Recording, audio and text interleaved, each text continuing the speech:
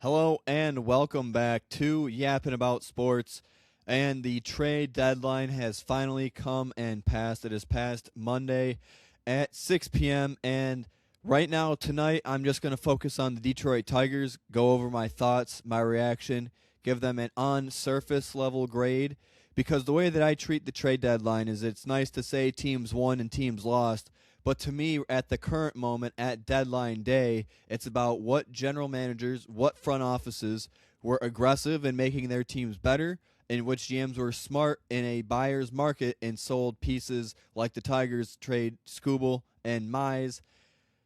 And that's really tough because, I mean, whenever I think of those two names, I go back to the what should have been three names in the 2020 rotation for years to come. What could have been was Casey Mize, Tarek Skubal, and Matt Manning were the three names that were promised growing up, or not growing up, but going into the 2020s. You had Mize with the number one overall pick in 2018. You had Manning, another high overall pick in coming years later, and Casey Mize obviously being the number one pick in there, and then Skubal. All three of those coming around at the same time. I know Mize and Skubal, I think, made starts in the COVID season back to back in Chicago to begin their major league careers in Detroit.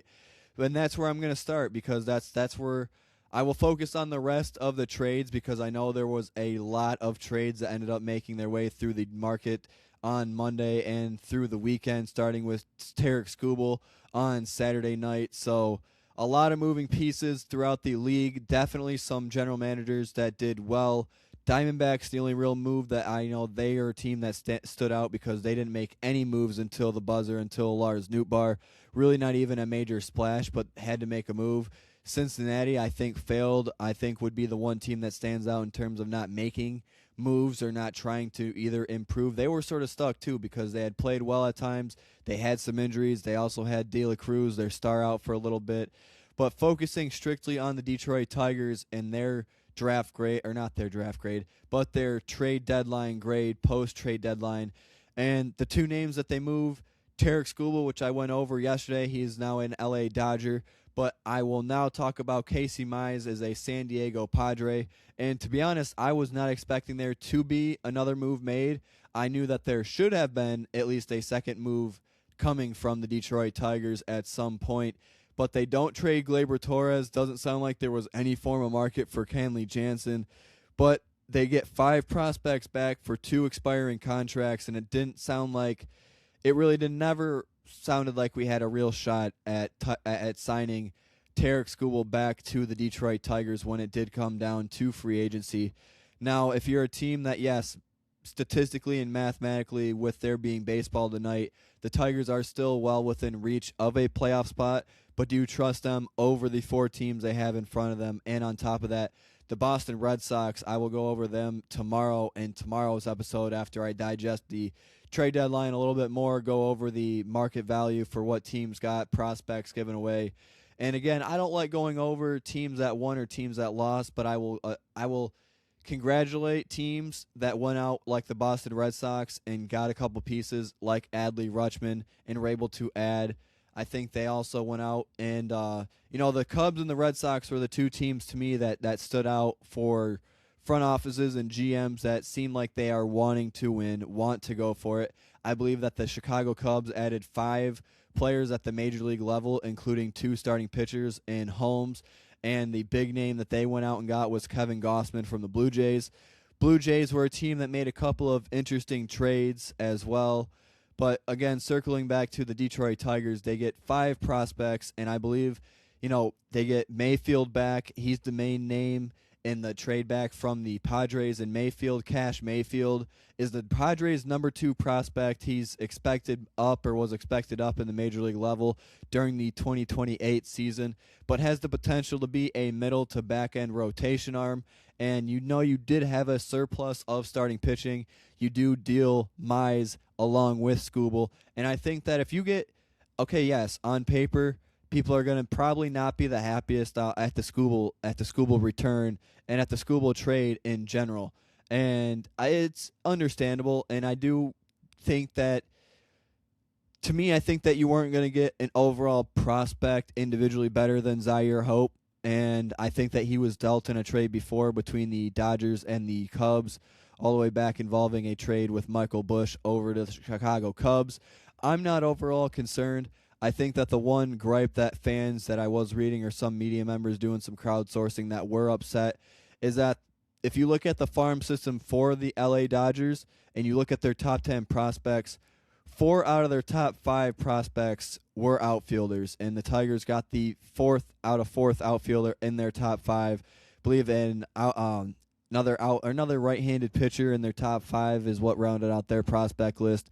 But I think that Scott Harris, he's been in his position of being the president of baseball operations and acting as the GM and main role of this front office and head of this front office now for multiple seasons, 2023, 2024, and 2025, and now 2026 trade deadlines, all handled by him. And I think that in 2025, there was a little bit of mishandling. You didn't make your team as good as you could have at the deadline, and effectiveness was the main thing. Is on paper, you just didn't take a lot of risk because you didn't want to give up the prospects you had in your system in 2025. But last season, you were the first team to 60 wins and had no excuses to not try and make your bullpen better, and you end up losing in Game 5 in Seattle, as I will continue to revisit, in 15 innings. And now you're laying a dud. This feels like that the decision was finally made, because if you look at the 5 players they got back, it was 1 outfielder and 4 pitchers, 2 left-handed pitchers from the San Diego Padres and 2 right-handed pitchers involving the LA Dodgers for Tarik Skubal. So ultimately, if you want to go down the path of wins and losses, I think overall this trade deadline on paper was a win. The Tigers are trying to make their team better. They have an arm in River Ryan that will be up sooner than later. Hopefully you have Zaire Hope in spring training of 2027 competing for a roster spot and for a corner outfield position in right field, and hopefully able to move a name like Kerry Carpenter or Colt Keith to full-time DH. You have Valencia and you have Dingler at your catching position.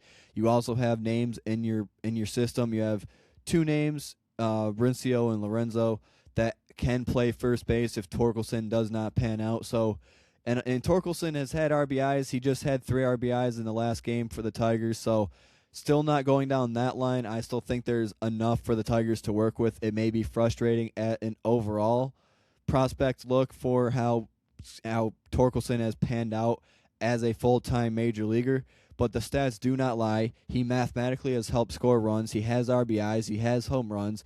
You want to see more, better for average, better for more consistent base hits, and so on and so forth. But it's a usable and productive at times first base bat. When he gets hot, he hits home runs in spurts. I can't deny that. And you keep Gleyber Torres on this team, and you really had room if you wanted to move Colt Keith or Zach McKinstry and keep them at second base. You had opportunities, or Hao-Yu Lee, to mix and match, but they decided to hold on to Gleyber Torres, hold on to Kenley Jansen. They do end up dealing Tarik Skubal. They do end up dealing Casey Mize. And personally, Mize was a name that I followed for a long time when he came up in 2020 and was there full-time in 2021, was an all-star for Detroit in 2025, finally was able to make a postseason start in 2025 as well, but it was only for 3 innings in Game 4 against the Seattle Mariners. He wasn't on the Major League roster or on the postseason roster in 2024, and in terms of being a number 1 overall pick, I think it is fair to say that he just, until this season, really hasn't had or scratched the surface level of what a number 1 overall pick really should have merited. I think that you give him props. I think that he did pitch he did pitch his best and did give his best effort, but in terms of results and in terms of getting a solid picture for 25 starts from an April to September standpoint, health very much was an issue, as for this season, also an example, him missing starts. And I think that it was understandable, and for the Tigers to get 2 prospects and for the Padres to be able to, for a possible only August and September rental, to give up their organization's number 2 prospect and have it be a 21-year-old left-handed pitcher that Chris Fetter and the philosophy can hopefully work down and through the minor league system and really be able to help him work through, that would be Cash Mayfield, and that is Cash with a K, not Cash with a C. So you have Cash Mayfield, Zaire Hope would be the 2 names that I would really hope that are able to make it to the major league level. River Ryan will be the first name, I think, out of the 5 names the Tigers get back from this deadline. And it was, to me, going to be around a C+, possibly a C grade if Tarek Skubal was the only trade made. I think that bumps it up to around a B minus B, because I do think that there was maybe some value possibly there for Torres. But I think this was the most fair that I think Scott Harris has been at a trade deadline in terms of actually trying to find value. One thing and one detail that I wish would have, I wish I wouldn't have read going through the Tigers specific trade deadline rumors, is that it sounds like that the Tigers were the team that reached out to the Dodgers to make that trade, and that's perfectly fine. If that was the package, the Tigers, and that was the prospect pool that the Tigers were truly looking for Tarek Skubal, then that's fine, and that's what you're paid to do. That's why I sit here just talking about it and yapping about it, and they get paid the big bucks to make those decisions and sit in those war rooms and decide on who we are going to trade, who are we going to part ways with. Are these players eventually going to help us in the near future or in the future down the line? Or was it just nice to say, yeah, we're getting some prospects back and getting some value back for 2 contracts that you may not have signed back? Because unfortunately, as much as I did enjoy pitching, watching Casey Mize pitch and Tarek Skubal pitch, is the likelihood that you don't get anything back for them when they walk in free agency is very high. So the fact that you walk away from this with 5 prospects and maybe 2 or 3 that will see Major League time between the end of this season and the beginning and end of 2027 and possibly beginning of 2028, I'm optimistic, I think is the correct word to use about that. Also speaking, the Tigers did not play today. They stay at 4 games under 500, don't have to deal with the distractions of a new clubhouse, and they walk in to Seattle on Monday with a fresh team, a new look rotation for the time being. And I hope that between Jack Flaherty, Justin Verlander, and Jackson Jobe, that all 3 of those names are able to make consistent starts for this team by September 1st. Really, that's my focus point now, is how healthy are the Detroit Tigers on September 1st, and how many starting pitching innings are you able to accumulate right now between Montero, between Valdez, and between Troy Melton. And when do you get the help from Jackson Jobe? Because he made another rehab assignment start. And if you're looking, if anything with these Jobe assignments is how many pitches, how many strikes, how many hits, strikeouts, and innings pitched. And I guess, yes, look at walks as well. But look at longevity, how many pitches, how much velocity is he throwing with, and how many innings is he able to get up and get going. So that is what I have right now. I would firmly give the Tigers a B because they sold off multiple pieces. They were able to get 5 players and hopefully 2 or 3 prospects that are able to turn into Major League talent and used at the Major League level in terms of helping the Detroit Tigers win. That is what my focus is. I'm not going to go on winners and losers right now because, A, I'm going to wait to see how this season pans out. That's when I will revisit the trade deadline. I will go through, starting with the Tarek Skubal trade. I think A.J. Minter was really one of the first dominoes. The Minnesota Twins collect A.J. Minter from the Mets. And looking at buyers and sellers, the sellers from this trade deadline were the Los Angeles Angels, the Baltimore Orioles, and the New York Mets were the 3 big sellers that I saw on this market. Obviously, the Orioles giving away names like Taylor Ward, giving away a name, an all-star in Adley Rutschman, and I think there was another reliever that was pulled away. Taylor Wells sounds like a name that was pulled away from the Baltimore Orioles as well. So you have a lot to take on, and you have a lot to look at. But I ultimately do think that at the end of the day, the Tigers got better. I think that for whether that it's losing Skubal and Mize and they were pitching their most competitive that they have, I think ultimately that the Detroit Tigers get better, and I do give them an overall B grade for this trade deadline. No Skubal, no Mize, no Tigers baseball today. That is what I have for you on today's Yapping About Sports. Thank you all again for listening. Tomorrow I will have all the MLB trades. I will go trade by trade, and if I like it, if I did not like it, I think this made this team better or not. One team I wish would have went out, and I really think a lot. I did see some Yankee fans online that were a little envious and jealous that the Boston Red Sox were able to get their catcher knowing that the Yankees needed catching. So a little bit of additive there. Hopefully that adds a little fuel to the fire between those 2 teams now that the Yankees and Red Sox are right back in the postseason full. unfold. But once again, that is what I have for today's Yapping About Sports.